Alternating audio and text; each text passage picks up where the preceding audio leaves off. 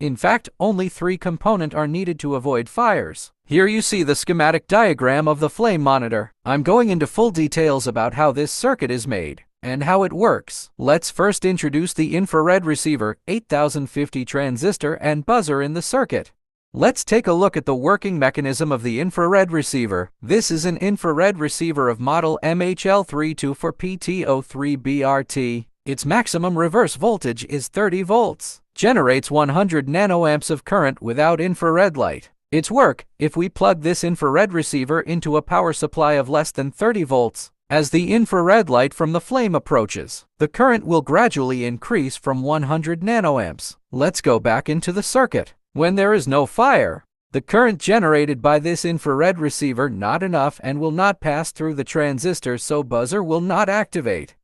The normal operating voltage of our buzzer here is from 1.5 volts to 5 volts.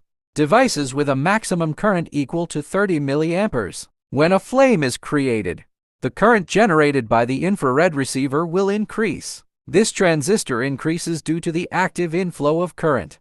The transistor is now act as a closed switch, so the voltage of the buzzer at this time is almost equal to 3 volts. That is, the normal working voltage. And buzzer start alarming. Hope you understand. Thanks for watching. Like, comment, share, and follow.